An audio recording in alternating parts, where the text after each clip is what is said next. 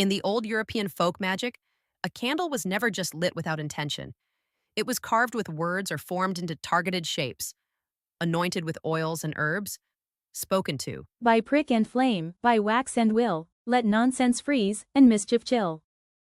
And sometimes pierced with sewing pins. The pin was no idle gesture. It was a tool of will. Pins were often used in love magic, justice spells, or even when a witch just needed retribution. The pin could either bind someone or draw their attention. In darker uses, it could serve as a curse. To pierce the wax was to send a message.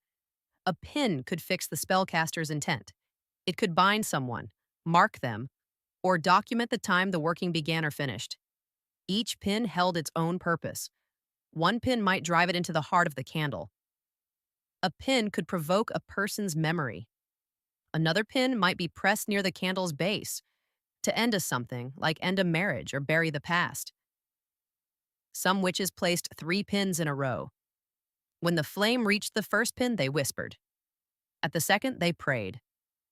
Maybe they prayed to the Earth Mother, to Brigid, or to the Morrigan. Or perhaps their spell needed help from spirits of the land or home, like the fairy folk or Domovoi. At the third pin, they sealed the spell. A witch might observe how fast each pin fell to document timelines for their spells. By that I mean English cunning folk, or Slavic village witches, would insert several pins into a candle. As the wax melted and the candle burned down, the pins would fall out one by one. The timing or order in which each pin fell could be interpreted in different ways. If a pin drops quickly, it would be said that the spell is already taking hold. If a pin lingered, it would suggest resistance or delay. The last pin to drop just before the flame died often represented the hour when the spell was finished doing its work.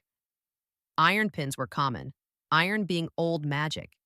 Pins in the candle magic was said to cut enchantments, to hold spirits, banish sickness, and to gain power. A sewing pin, a nail, even a thorn, each carried its own weight. What mattered most was the hand behind it, steady, intent, watching the flame. So if you prick the wax, do it with intention.